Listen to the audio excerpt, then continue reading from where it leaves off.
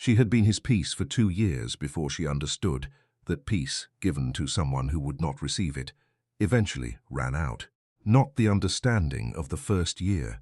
The first year she had understood the wound, which was real, and had chosen to be present with the wound with the patient love of a woman who believed that presence was the thing that healed. She had read about this, had understood it from the inside of her own smaller griefs, had known that the healing of significant things required time and proximity and the specific quality of being not alone. She had provided not alone for 2 years. She had provided it in the form of the tea left by the study door, which she had done every night at 10:30 since the 3rd week of the marriage, when she had noticed the pattern.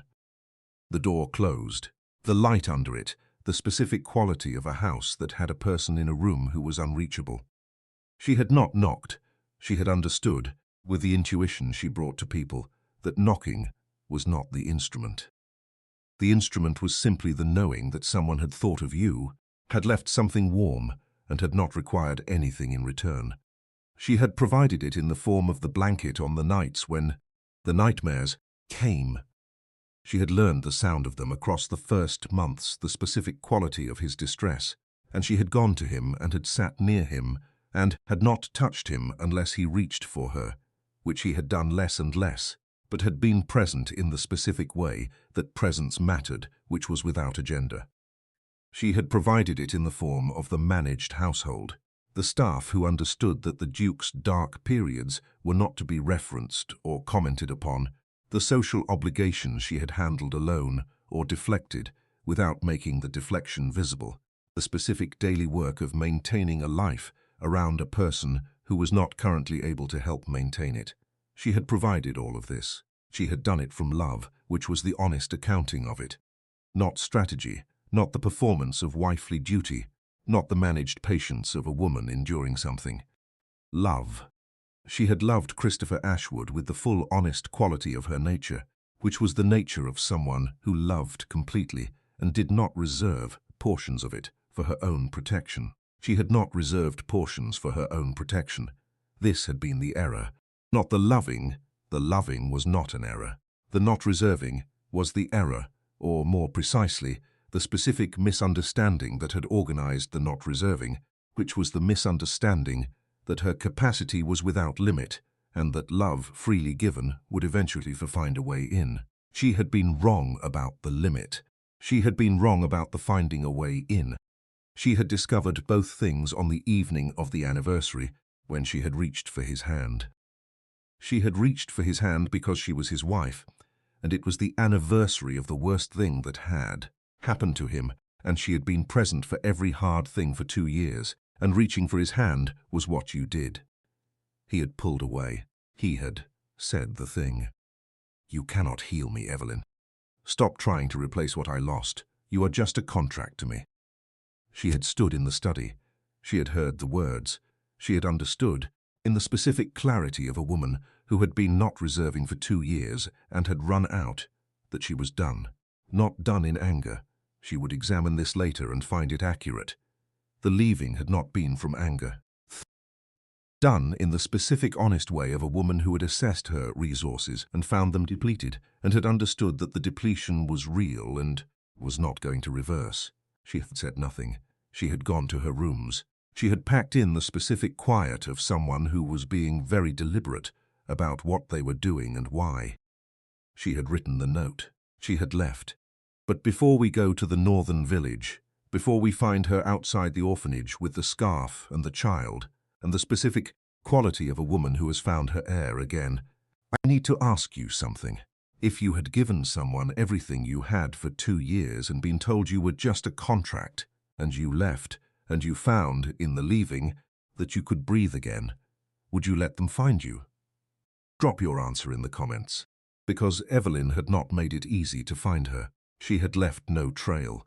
She had not been performing absence. She had genuinely gone somewhere else and had been building a life there, and had not been thinking about whether he was looking. She had been breathing. Subscribe and hit the bell. And tell me where you are watching from tonight, your city, your country. Let me know who is in the room now. Let's begin. The note had said, "I was your peace, but you chose to dwell on your past. Find peace if you can now. Goodbye. She had written it in 3 minutes, which was not the time it took to compose it. She had been composing it in the back of her mind for months, in the way that things were composed when you were not ready to write them, but your mind was preparing for the writing anyway. She had written it clearly. She had not written it cruelly. She had said the accurate thing, which was that she had been his piece, and he had declined it, and she was leaving him to the declining. The withered white rose she had placed it under had been from the vase on her vanity. She had not planned the rose.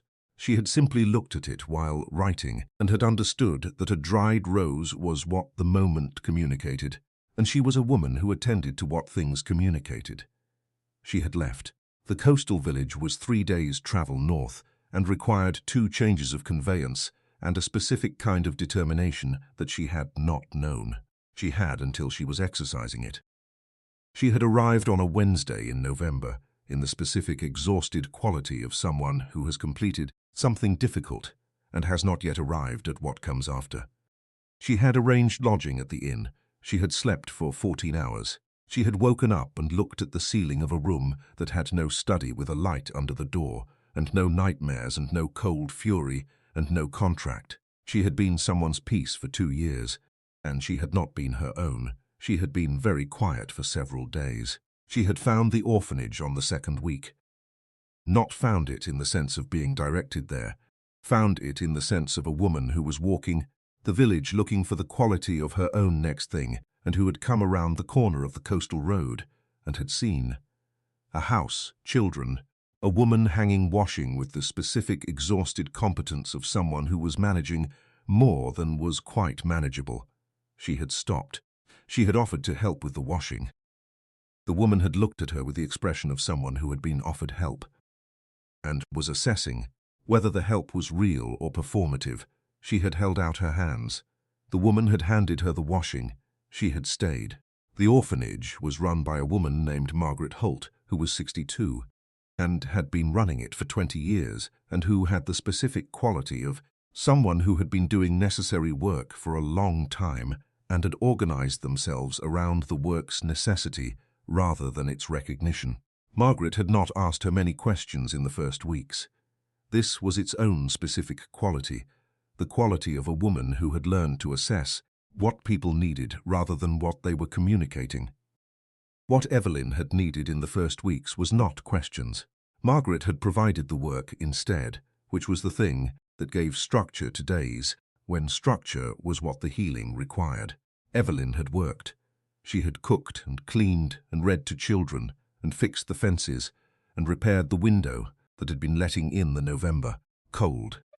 She had brought her specific organizational competence to the management of a household that needed it, and she had found, in the bringing of it, the specific quality of her own competence being useful without being invisible. At Ashworth Manor, her competence had been the water the household swam in, present, necessary, entirely unremarked upon. At the orphanage, Margaret said, "I don't know what we would have done without you," with the direct specificity of someone who was saying a true thing. Evelyn had stood in the kitchen and had felt this land. She had been being this useful for 2 years and had been a contract. She was being useful here, and she was seen. She had been very quiet about this for a long time. The children were the unexpected thing. She had not specifically planned for the children, which was the honest accounting of a woman who had been thinking primarily about the breathing and had not been looking beyond it. The children had arrived as a consequence of the work, and the work had made them present, and the presence had produced the specific thing that happened when children were present, and you were paying attention, which was that they were extraordinary. There was a girl named Bess who was 7 and who had the specific determined quality of a child who had been managed towards smallness and who had found in the orphanage's comparative freedom that she was not small. Bess told long stories with complete conviction about things that had not happened, not as lies but as the particular world-building of someone who had a lot of imagination and no place to put it. Evelyn had sat with Bess and had listened to the stories with the full attention she brought to things she found worth attending to. Bess had told her, "You're the best listener I've ever met." Evelyn had thought about the study door at 10:30. She had thought, "Yes, I have been practicing." She had felt, in the thought, the specific complicated quality of something that was both grief and gratitude. Grief for the 2 years and gratitude that the 2 years had made her this. She had been good at being his peace. The skills she had built in the building of that peace, the attention, patience, the specific care for a person who was struggling, were real, and she was using them here, and the using was different when it was received. She was received here, she was healing. Lord Stirling arrived at the coastal village on a Tuesday in February. She had not known he was coming until she heard the horse, which had the quality of a horse that had been ridden hard, which was the specific sound she had learned to recognize across 2 years of a household with military men. She had looked up from the orphanage porch where she was reading to 3 children. She had seen Stirling. He had seen her. He had the specific quality of a man who had found what he was looking for and who was organizing his response to the finding. She had put the book down. "Stirling," she said. "Your Grace," he said. She looked at the children. "Give me a moment," she said to them. She walked to Stirling at the gate. He looked at her with the expression she recognized, the expression of a man who was assessing someone he cared about and was receiving the assessment with some relief. "You look well," he said. "I am well," she said. He was quiet for a moment. "He's in a bad way," he said. She looked at the coastal road. "I know what he is in," she said. "I was in the house for 2 years. "This is different," Stirling said. She looked at him. "He stopped going to Parliament," Stirling said. "In October. He hasn't managed the estate since September." "He has been." Stirling paused in the specific way of loyal men who were reporting something they found difficult to report. "He has been looking for you since the morning after." She was quiet.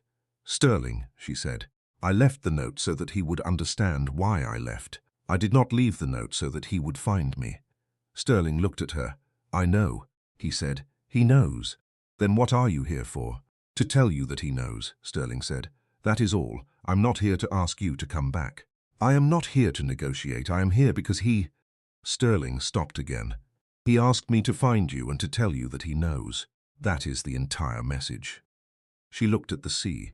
The sea was doing what it did, the specific relentless quality of something that continued, regardless.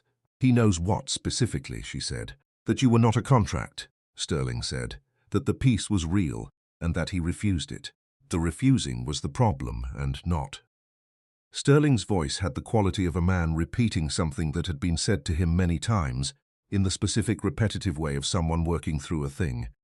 "Not you, not your capacity, him. The refusing was him." She looked at the sea. She thought about the tea by the door. She thought about 10:30 at night, every night, for 2 years. She thought about the study and the portraits and the specific cold quality of being told she was a contract. "He knows," Stirling said. "That is all." She looked at him. "Thank you, Stirling," she said. He nodded. He left. She went back to the porch. She picked up the book. She was not going to decide anything today. She had been making decisions for other people for 2 years, and she was currently making decisions for herself, and the deciding required the specific time it required. She had time. She read to the children. Christopher arrived on a Thursday in March. She had not been told he was coming. She had been outside the orphanage in the specific cold of the northern coast, in late winter, wrapping a wool scarf around a child named Thomas, who had the specific determined quality of a child who did not believe cold was a relevant consideration and who needed the scarf anyway. She had looked up. He was standing in the road. He had the quality. She took him in with the attending quality she had always had for him, the 7 years of marriage having calibrated it into something comprehensive. He had the quality of a man who had been traveling hard and who had not prioritized anything about his own condition. His coat was wrong for the weather, which was not like him. He had not shaved in some days. He was looking at her with the bloodshot quality of someone who had been carrying something for months and had not been sleeping well. He looked stripped, not in the performed sense of a man presenting his vulnerability as a strategy, in the actual sense of a man who had arrived at a place where the performance was no longer available. She completed the scarf. She sent Thomas inside. She looked at Christopher. "Evelyn," he said. His voice had a quality she had not heard before, which was the voice underneath the cold, which she had been trying to reach for 2 years, and which had apparently required this specific combination, circumstances to arrive. He crossed the distance. He went to his knees. Not dramatically. The specific collapse of a man whose legs had been holding something they could no longer hold, the mud cold and present, and entirely indifferent to his title. "The past is dead," he said. "It died the moment you walked out those gates." She looked at him. "I cannot breathe in the dark without you," he said. "I will give up my title, my lands, my name, everything. Just let me be your peace now." She looked at the Duke of Blackwood on his knees in the mud in the northern village road. She looked at him for a long time. "You risked your life in this storm for a ghost, Christopher," she said. "Go back to London." He looked at her. He did not go back to London. He bought the cottage at the end of the road. She found this out from Mrs. Aldous at the inn, who told her with the specific quality of a woman, conveying information she thought was interesting. She had stood in the inn listening to Mrs. Aldous, and she had thought about what it meant, and had filed it in the place where she kept things that required more time before she knew what to do with them. She gave it time. She watched. He was visible to her from the orphanage in the mornings because he walked the coastal road early, and the orphanage's east window showed the coastal road. She watched him walk with the quality of a man who was doing the walking because the walking was what there was. He did not come to the orphanage gate. He did not send notes. He was simply present at the end of the road in a small cottage, and he walked in the mornings, and she watched him walk. She saw him at the orphanage fence on a Tuesday. Not at the gate, at the fence on the north side, which had been needing repair since November, and which she had been intending to address. He was at the fence with tools, and he was fixing it with the specific competent attention of a man who knew how to do this kind of work, which she had not known about him, because there had never been occasion at Ashworth Manor for this kind of work. He had not told her he was going to do it. He had not asked for acknowledgement. She watched him from the window.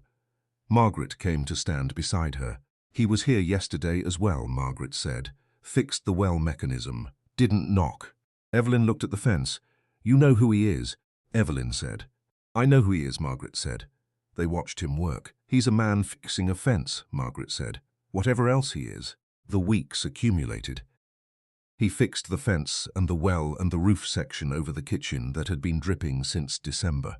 He brought firewood on Tuesdays, which she noticed was a Tuesday, and then noticed was every Tuesday, which was the pattern of a man who had organized himself around a schedule. He did not announce the firewood.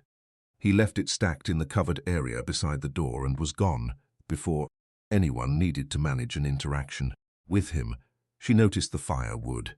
She noticed the specific quality of a man who was doing the work of presence without requiring the presence to be acknowledged. She had been doing this. She had been doing this exact thing, the tea by the door, the blanket, the managed household, for 2 years, and she had done it without requiring acknowledgement, and she had run out. She was watching him do it. She was watching him do it with the attending quality she had always brought to him. And she was receiving the information it provided. He was not doing it as a strategy. She would have been able to see strategy. She had spent 2 years learning his interior quality, and she knew the difference between Christopher performing something and Christopher doing something. He was doing it. The firewood was real, and the fence was real, and the early morning walks in the cold were real. He was learning to be present without requiring the presence to produce a return. This was the thing she had been trying to show him for 2 years. He was learning it. She sat with this for several weeks. She went to the coastal road on a morning in April. He was walking. He saw her. He stopped. She had prepared for this. Not with a speech, not with the specific managed approach of someone who had organized what they were going to say. She had prepared the way she prepared for most things, which was by being honest with herself about what was true. She was still hurt. She was honest about this. No longer entirely sure that the person who had said the words in the study was the same person who was walking the coastal road in the cold and fixing fences before anyone was awake. She was not sure they were different either. She was in the process of finding out. "Walk with me," she said. He looked at her. "Yes," he said. They walked. She did not make it easy. This was not the specific cruelty of withholding, but the honest difficulty of a woman who was not going to perform. Forgiveness she had not arrived at. She asked him questions that were the real questions, the ones about the study and the portraits and the specific mechanism by which a man could look at his wife and say, "Contract," with the cold quality that had said it meant what it said. He answered. He answered with the quality she had been looking for in the study for 2 years, the actual thing, the underneath thing, the voice that was not the cold management, but the person the cold was managing. He told her about the loss that had organized the cold, the specific shape of it, the particular quality of what had been taken, and how the taking had installed a mechanism in him that translated closeness as potential loss, and that had been, for years, the only protection he had against the specific fear. She had been closeness. He had translated her as potential loss. He had been trying to protect himself from the losing of her by not receiving her. She had understood this in some way for 2 years. She had not understood it this completely. They walked. "The tea," he said. She looked at the sea. "Every night," he said. "For 2 years. I heard you put it by the door. I heard your footsteps." He was quiet. "I did not open the door." "No," she said. "I was." He stopped. "I was afraid that if I opened the door, I would be acknowledging that I needed you. And needing you was dangerous," she said. "Yes." She walked. "I needed you anyway," he said. "The whole time." The not opening the door did not change the needing. It only changed what you received from me. She looked at the sea. "Which was nothing," she said. "Which was nothing," she said. "Which was what you told me in the note. Which is the most accurate thing that has ever been said about how I treated you." She was quiet. "Are you well?" he said. She thought about Bess and the stories, and the washing on the first day, and Margaret saying, "I don't know what we would have done without you." "Yes," she said, "I am well." "The children," he said. "You have found something here." "Yes," she said. He was quiet. "I don't want to take you from it," he said. She looked at him. He was looking at the sea. "I don't want anything from you that costs you what you have found," he said. "I want to be here, near here, if you will allow it. I am not asking for the marriage to be what it was. I am asking for the time to show you what I can be." She looked at him. He looked at her. "You are not a contract," he said. "You were never a contract. I said it to push you away because I was afraid, and I spent the months after you left, understanding what I had done, and I will spend whatever time you give me accounting for it." She looked at the coastal road. She thought about the firewood on Tuesdays. She thought about the fence and the well and the kitchen roof and the early morning walks. She thought about what it meant that she had been watching all of it, and that the watching had produced, across the weeks, specific gradual quality of a thing she had been careful not to name. She was not going to decide today. She was going to give it the time it required. "Walk with me on Thursdays," she said. "If you would like to." He looked at her. "Yes," he said. "I would like to." The porch roof was the last week of April. It had been loose since February, and she had been meaning to address it, and had not, which was the specific way of a house where you were managing more than you had hands for, and some things waited. The rainstorm arrived on a Friday, which was not Thursday, which was when she had been walking with him. She had been inside with the children, doing the reading that was the specific evening routine, and she had been aware of the rain becoming significant, and had been aware of the specific sound of the porch roof doing something. That indicated it was not managing the rain well. She had gone to the door. He was on the porch. He had the tools, and he was fixing the roof in the rain with the quality of a man who had identified a thing that needed doing, and was doing it. And the rain was significant, and his hands were. She could see his hands in the lamplight from the doorway. Specific quality of hands that had been working rough wood in wet weather. She stood in the doorway. He looked up. He had the specific quality she had seen on the coastal road. The underneath quality, the actual Christopher, looking at her with the expression of a man who was entirely uncertain what he was about to receive and who was not going to manage the uncertainty. She looked at his hands. She looked at the rain. She stepped out. She had the umbrella. She held it over him.